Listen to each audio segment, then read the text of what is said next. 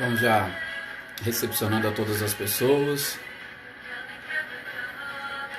que estão chegando. Sejam todos bem-vindos, Rosângela, Guilherme, Marcileia, Reinaldo e Cecília.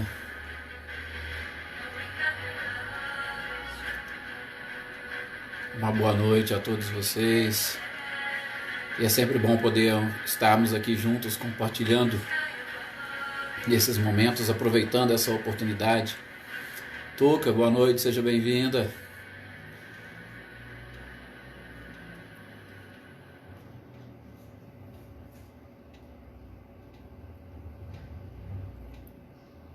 Fátima, boa noite. Elaine, boa noite. Prazer e satisfação você aqui, ué. Eveline, boa noite, seja bem-vinda. Claudionor, Mariângela, Rita, que bom.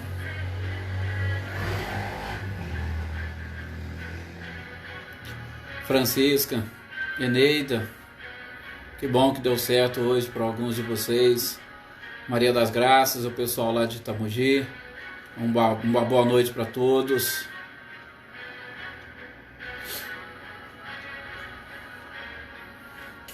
É um verdadeiro momento de encontros e reencontros que a gente tem percebido, que bom.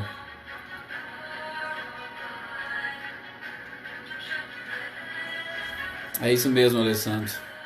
Com certeza a doutrina espírita é esse oceano de conhecimento. E a gente vai, vamos assim dizer, beber um pouquinho desta água e nos fortalecermos sempre. Lucélia, seja bem-vinda. Silvano também chegando. Que bom.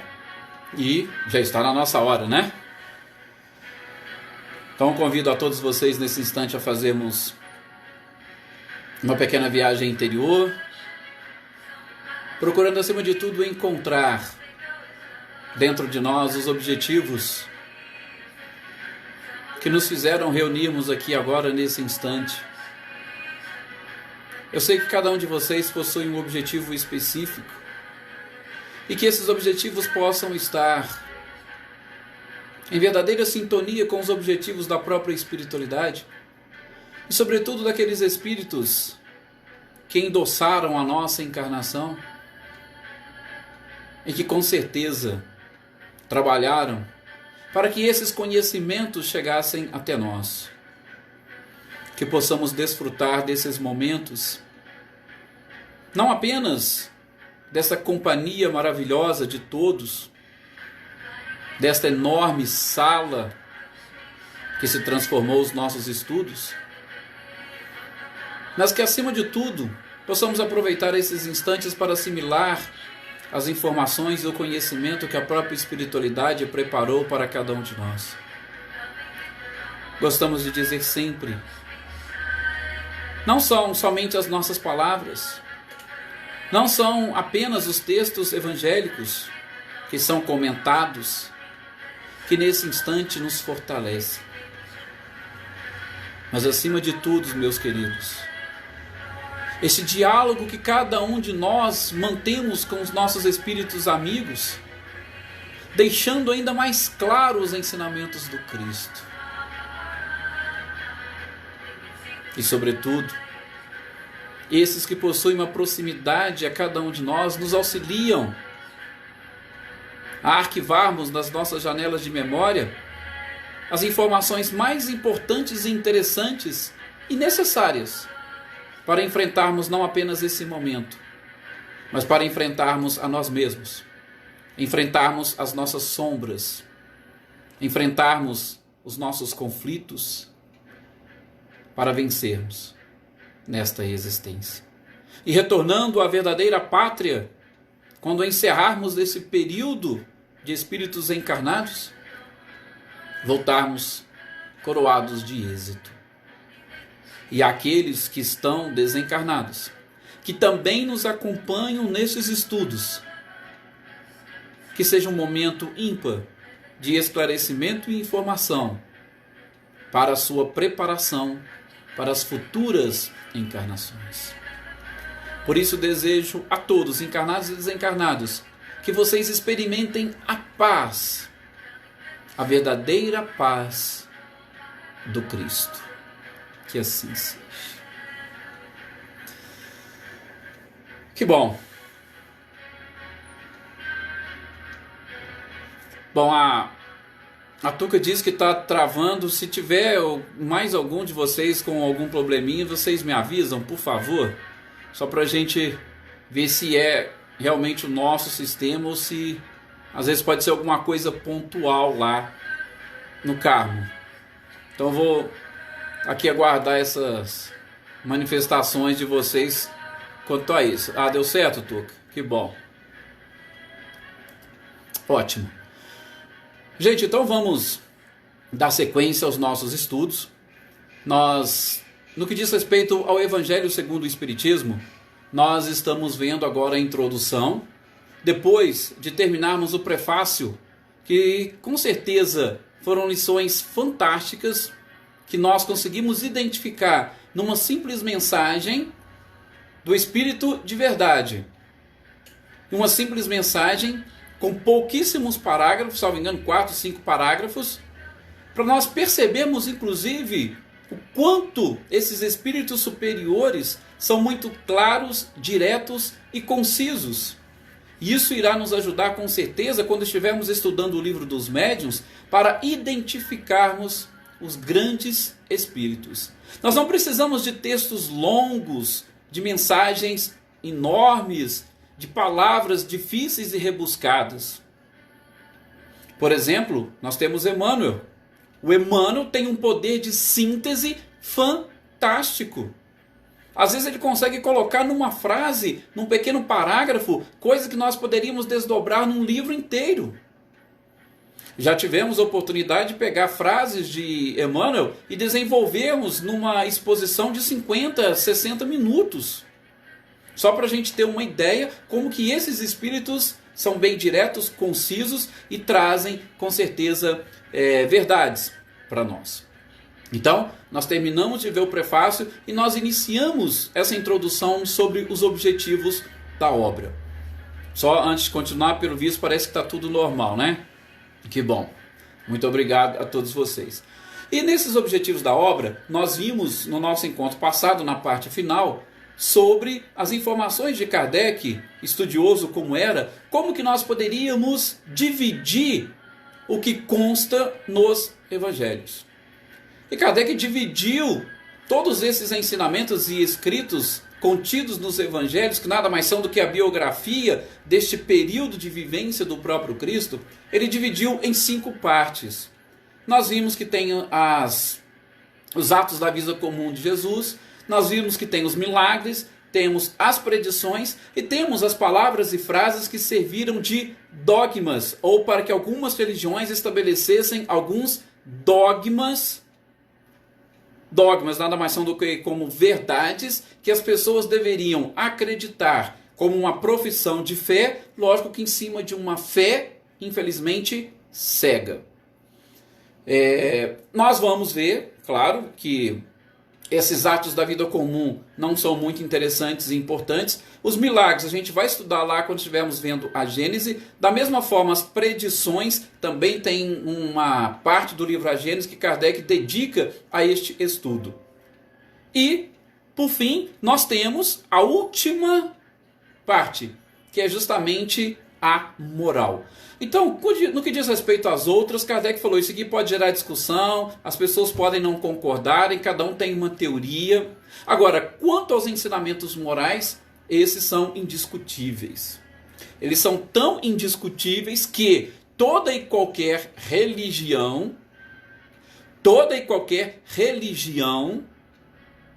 deles pode, com muita tranquilidade, adotar como princípios. Por exemplo, nós temos Gandhi. Gandhi era hindu, ele não era cristão. Ele não conhecia, pelo menos a fundo, o próprio cristianismo. Ele conhecia Jesus, ele sabia de Jesus, ele não mudou a sua religião por isto. Mas ele foi questionado.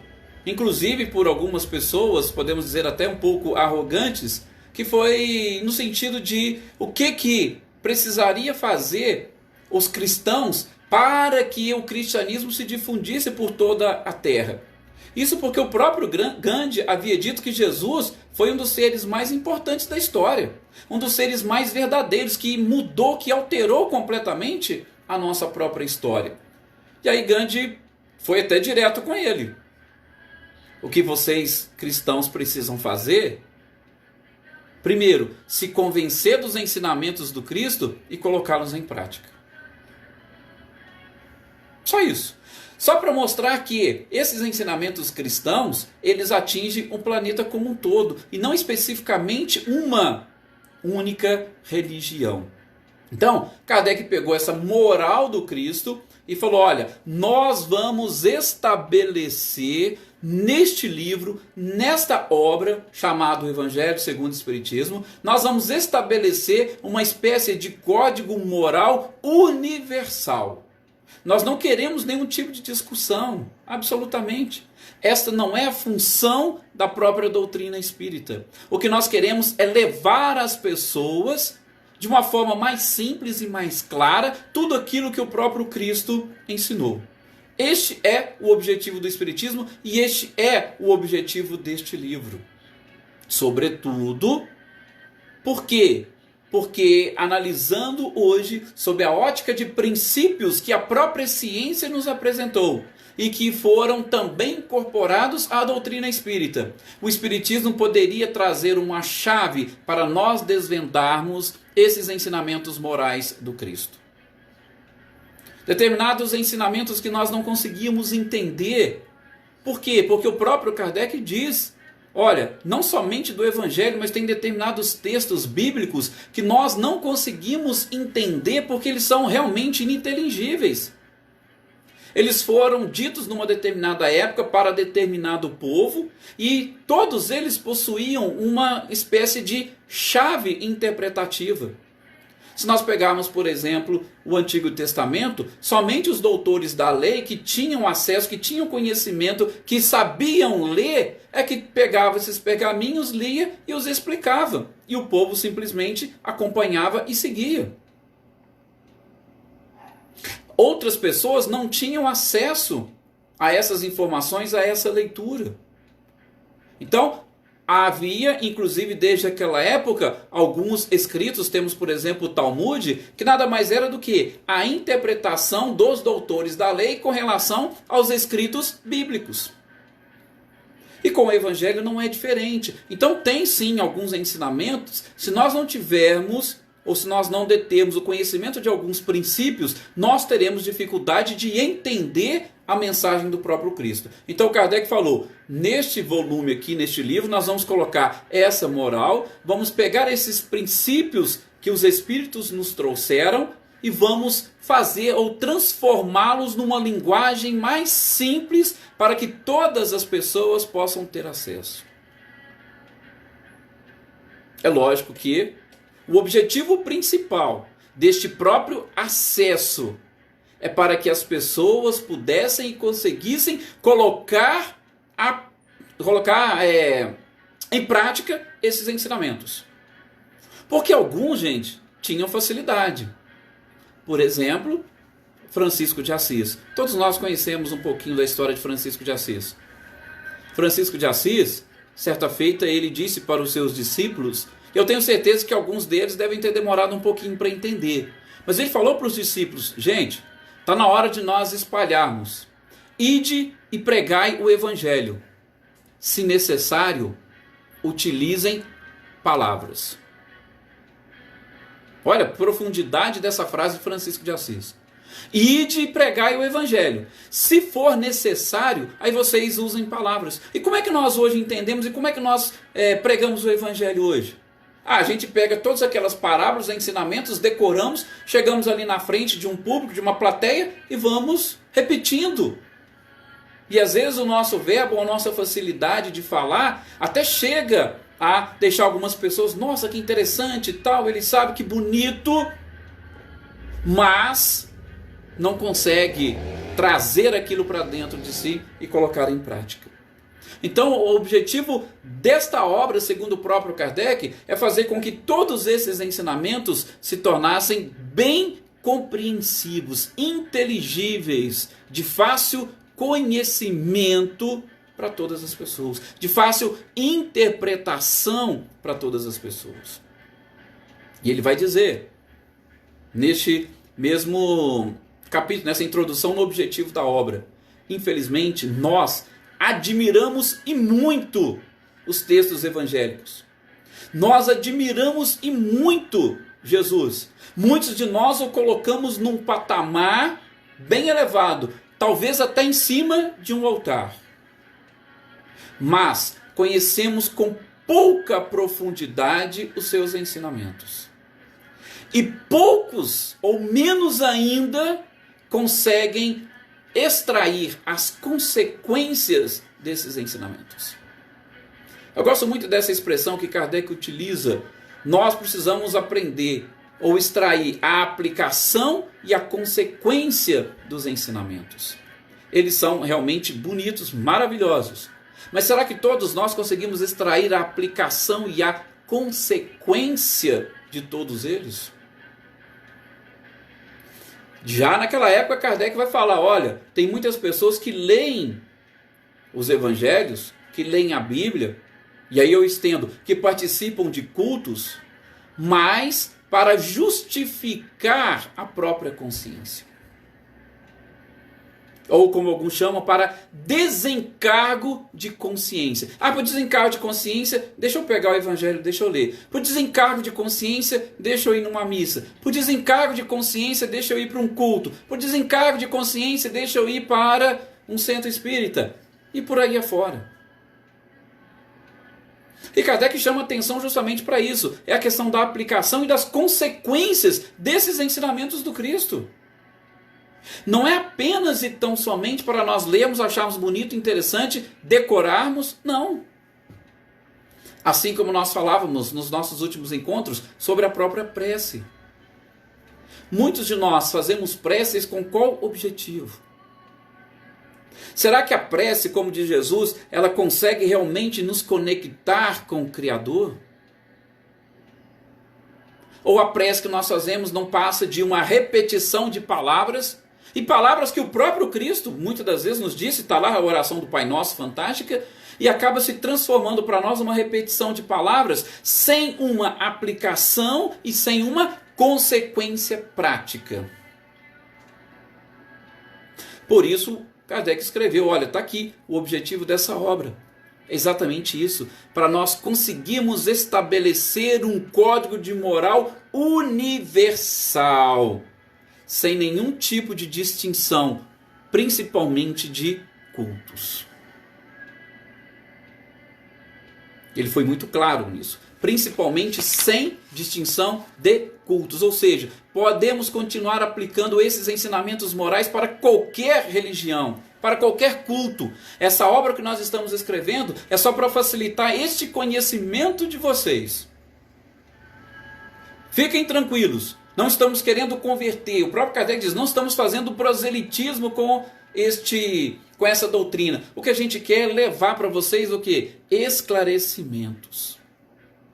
O que nós queremos levar para vocês é a moral do Cristo, porque essa com certeza não tem nenhum tipo de discussão. Todas as religiões, inclusive antes do próprio Cristo, todas as religiões, eu garanto para vocês que vão defender a mesma coisa. Essa sintonia com o Criador. E não existe forma de sintonizarmos com o Criador se nós não também estivermos ligados com as criaturas. E a gente vai perceber que o amor acaba sendo a base de absolutamente tudo. Kardec ainda vai esclarecer que nesta obra, cujos objetivos estamos traçando, ele se manteve fiel às traduções de Sacy. Sacy foi um dos tradutores da Bíblia que, até bem pouco tempo, ainda era respeitado por sua fidelidade. E aqui eu só chamo a atenção de vocês porque a doutrina espírita, vocês sabem, foi codificada justamente a partir de 1857. A partir de 54, Kardec já começou a se interessar pelos estudos. E Depois, no século seguinte, nós tivemos uma descoberta, sobretudo a chamada descoberta do Mar Morto, lá nas grutas de Qumran. Foram encontrados diversos pergaminhos, diversos escritos bíblicos e não bíblicos. Só para vocês terem uma ideia, esses escritos datam de dois séculos antes de Cristo e um século depois de Cristo. E só também para aguçar um pouquinho a curiosidade, desses bíblicos foram encontrados 242 textos bíblicos e mais 565 textos não bíblicos. Mas para que serve isso? Isso serve principalmente para nos aproximarmos dessas traduções. Por quê? Porque, gente, vários estudos foram feitos, inclusive por importantes universidades da Inglaterra. Tanto é que tem muita gente que utiliza a Bíblia da Inglaterra, outros usam muito a Bíblia de Jerusalém. Mas a Bíblia da Inglaterra, vários estudiosos identificaram cerca de 30 mil interpolações ou interferências na tradução dos textos originais. Muitos deles são coisas simples. Alguns que alteram significativamente o significado, como muitos já ouviram falar aqui do Salmo 23. E lá, nessas cavernas, foram encontrados inclusive vários salmos, vários escritos atribuídos a Isaías. Tá? Então, esses escritos ajudaram a aproximar ainda mais. Kardec não teve acesso a isso. Por quê? Porque foi no século seguinte. Então, ele manteve, tá, a sua fidelidade à tradução do Saci. Ele deixa isso muito claro. E também aquilo que os espíritos estavam passando. Então, podemos fechar o raciocínio do objetivo da obra dessa forma. Inclusive, muitas pessoas, vocês podem depois pesquisar na internet, já cansaram de divulgar essa frase e até fizeram palestras. Jesus é a porta, Kardec é a chave. Exatamente a chave por quê? Porque ela vai destrancar essa porta que esconde, podemos assim dizer, diversos mistérios nos ensinamentos de Jesus e nos ensinamentos bíblicos. Mas por que o Espiritismo então pode se arvorar justamente em ser essa chave interpretativa desses ensinos morais, ou pelo menos dessa parte que nós não conseguimos interpretar de forma muito clara? Porque aí vem o segundo item da introdução, a autoridade da doutrina espírita. O Espiritismo pode justamente ser a chave por conta dessa autoridade da doutrina que foi conquistada principalmente pela forma como ela foi trabalhada, e o Kardec vai expor quais são os motivos que o convenceram desta lógica trazida pelos espíritos. E o subtítulo dessa autoridade é justamente o controle universal dos ensinos dos espíritos. O texto ele é um pouquinho longo, eu vou tentar resumir para vocês, e a gente pode praticamente resumir em torno de uns 6 itens que são mais diretos. Um deles é a questão da própria, como é que nós podemos dizer, universalidade desses ensinos. O que seria essa universalidade? Kardec chega inclusive a iniciar o texto dizendo que Deus quis, naquele momento, que os ensinamentos fossem disseminados por todas as partes do globo. Não foi um fenômeno que se resumiu ali a Paris, aquelas mesas, aquele grupo, aquelas pessoas. Foi algo que surgiu em todo o globo terrestre. Não foi algo ali setorizado, localizado. E isso é muito importante porque a gente vai ver os outros detalhes, e em especial essa perspicácia de Kardec, por que ele era o bom senso encarnado? Justamente porque ele não se deixou convencer por exemplo, mensagens de um único e exclusivo espírito. Ele não se deixou convencer por mensagens trazidas por um único e exclusivo médium. Não. Como era todo o globo Ele falou, opa, eu só posso ter algo como princípio e que faz parte de toda este arcabouço se ele for confirmado em todas as partes. Se ele for confirmado por todos os médiuns e por todos os espíritos. E ele chegou inclusive a dizer, se eu, Kardec, tenho uma ideia, aí vem um espírito e o que ele traz escrito bate com a minha ideia. Ele falava, olha, por enquanto isso aqui eu não posso ter nada mais do que uma opinião pessoal, enquanto não for confirmado por todos os outros espíritos espalhados pelo globo. E aí vem justamente um segundo item. São vários espíritos e vários médiuns ao mesmo tempo. E médiuns de todas as classes sociais. Então não é uma doutrina de elite. Não. Havia médiuns que sequer sabiam escrever.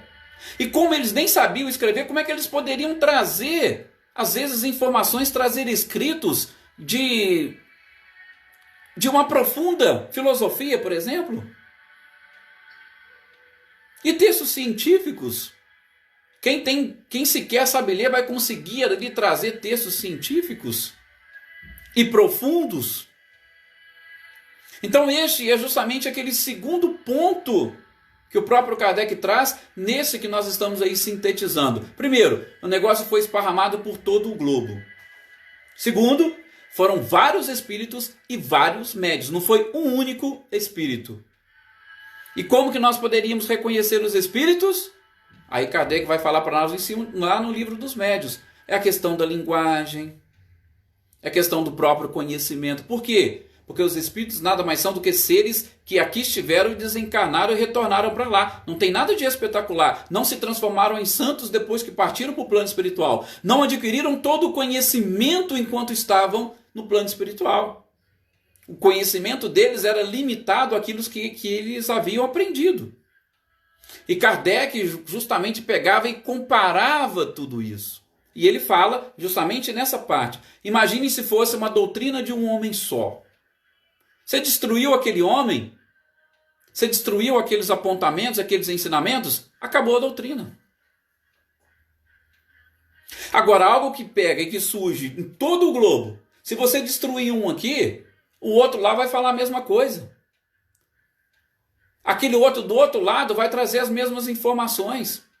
E foi justamente isso que Kardec fez. Foi reunindo. Tanto assim é que nessa parte, vocês podem depois pegar o evangelho de vocês e darem uma lida. É justamente nessa parte que ele fala que ele se correspondia com mais de 1000 centros espíritas espalhados por todo o globo.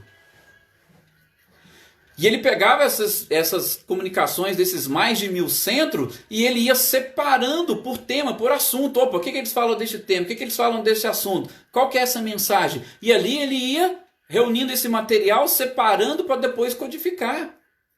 Nunca Kardec pegou e falou, opa, esse aqui, nossa, esse aqui é bonito, eu achei legal, eu vou colocar e esse aqui virou um princípio. Não, se ele não fosse confirmado, estivesse em concordância com todos os outros, ele não colocava.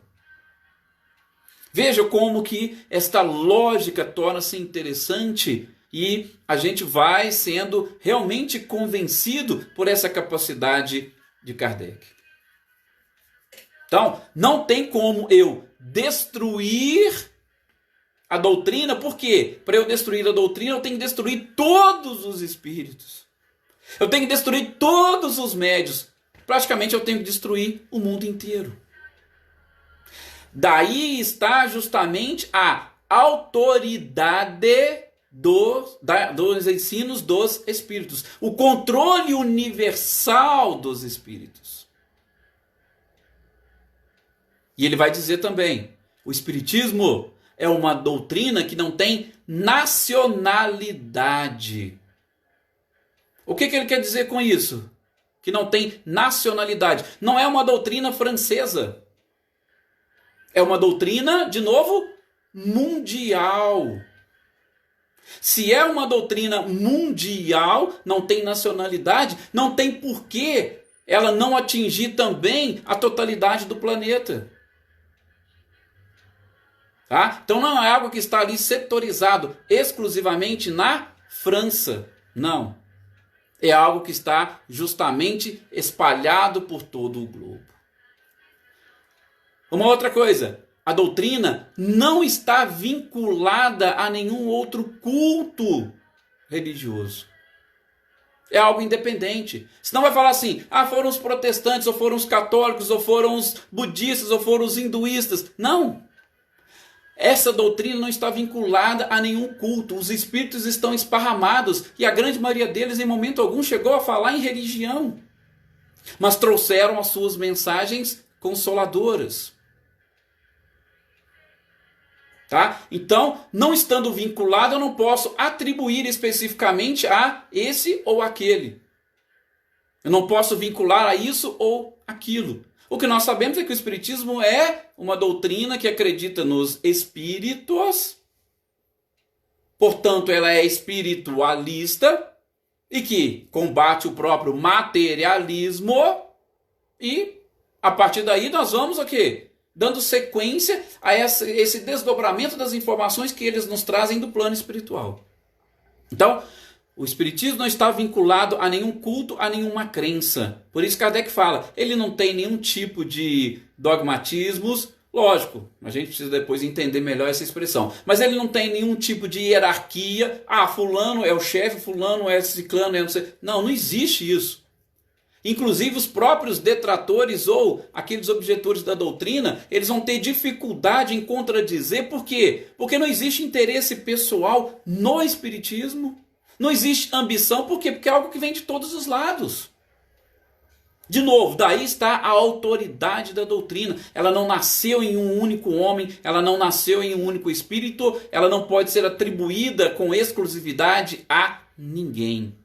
Daí a sua universalidade. E que mais?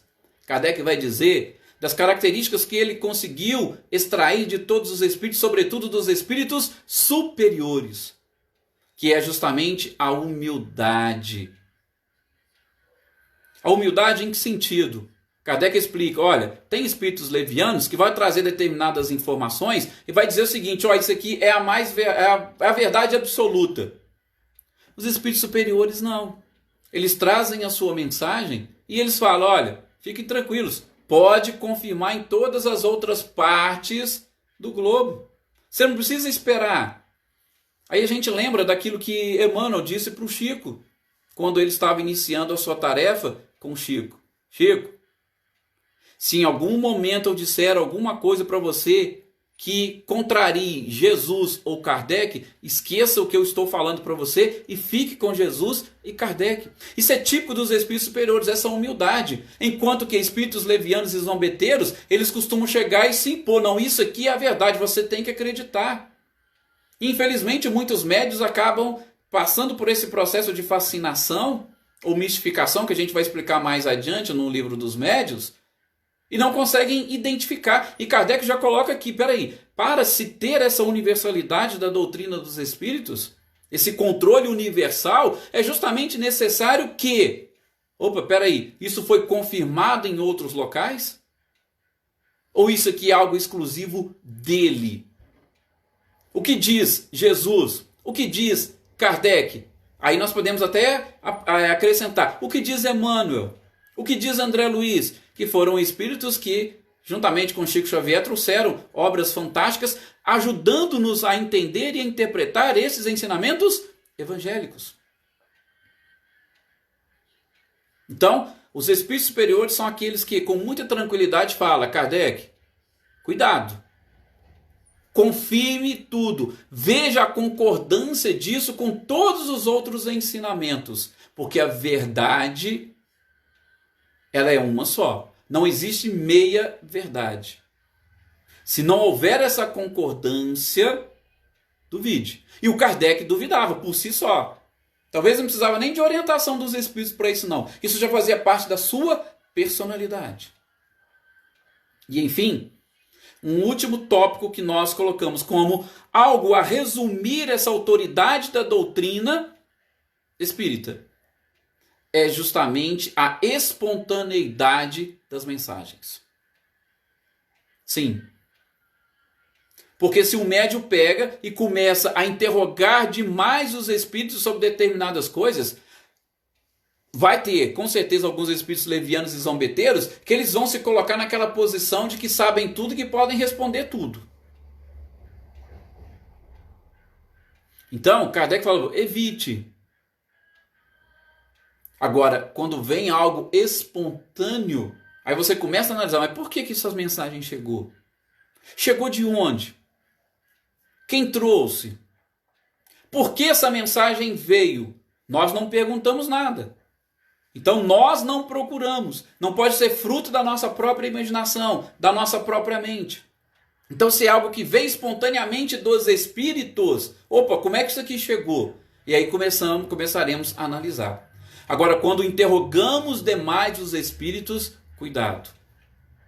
E vocês, que fazem parte agora desse grupo, que estão conosco aqui, que trabalham em casas espíritas, cuidado justamente com isso. Porque muitas pessoas chegam, elas querem, por toda a lei, como diz vulgarmente, elas querem que os espíritos atendam às suas próprias curiosidades, atendam aos seus interesses. O Chico dizia várias vezes, gente, o telefone toca de lá para cá, não é daqui para lá. Porque se você insistir e ficar perguntando, você pode ser vítima de algum espírito leviano ou zombeteiro. E mais, o objetivo dessa obra que nós acabamos de dizer, qual é? Não foi justamente trazer os ensinamentos morais do Cristo? E se é para trazer os ensinamentos morais do Cristo, como nós dissemos no início ali dos objetivos, é para nós extrairmos a aplicação e as consequências. Não é para a gente manter comunicação com os espíritos, não. O objetivo da doutrina é essa, aplicação e consequência desses ensinamentos morais. Ou seja, o nosso processo de aperfeiçoamento e transformação. Se a humanidade precisa se transformar moralmente, o Evangelho está aqui. É o caminho. Por isso que Kardec ele estrutura o Evangelho dessa forma, e o Cristo também fala, eu sou o caminho, a verdade e a vida.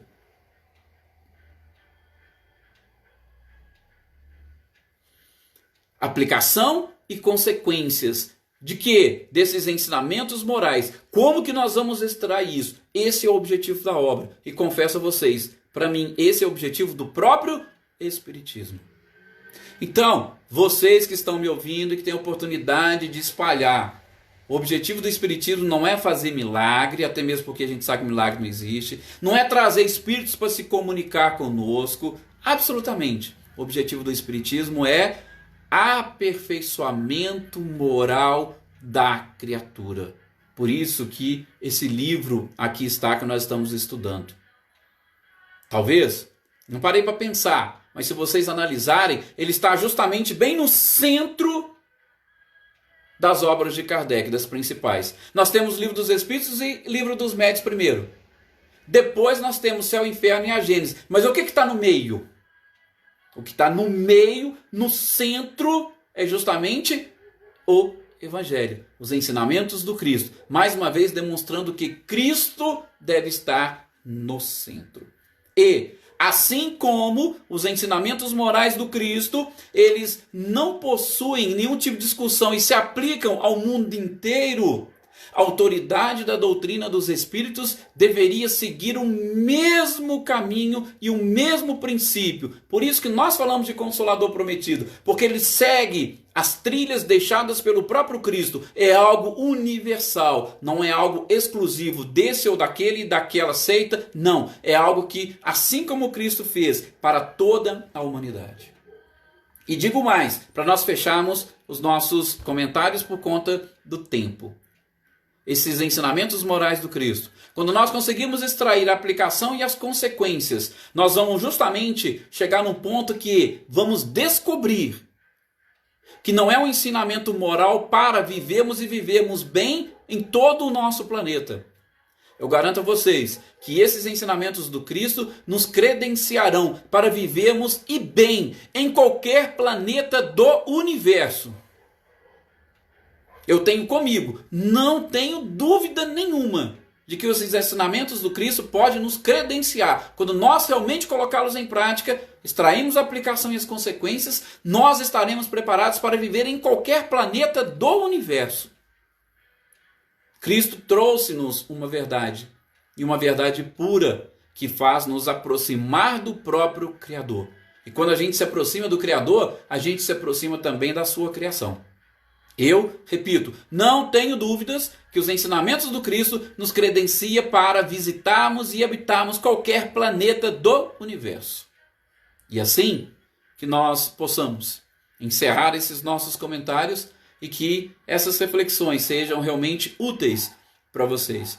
No nosso próximo encontro sobre o Evangelho segundo o Espiritismo, nós vamos falar das notícias históricas. Um tema também interessante que vai nos ajudar a entender. E vai nos ajudar a entender, como o próprio Emmanuel já falou para Alcione, lá em 1600, no livro Renúncia.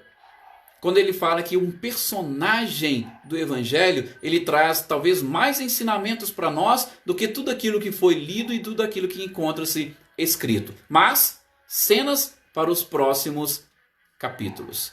Realmente, Paulo, é a prática dos ensinamentos evangélicos que vai nos credenciar a habitarmos qualquer planeta do universo. Muita paz a todos vocês. Mais uma vez, muito obrigado pelo carinho, pela atenção. E vamos divulgar. Mas vamos divulgar, como nós falamos no início, como diz Francisco de Assis. Preguem o Evangelho. Se necessário, utilizem palavras. Que assim seja.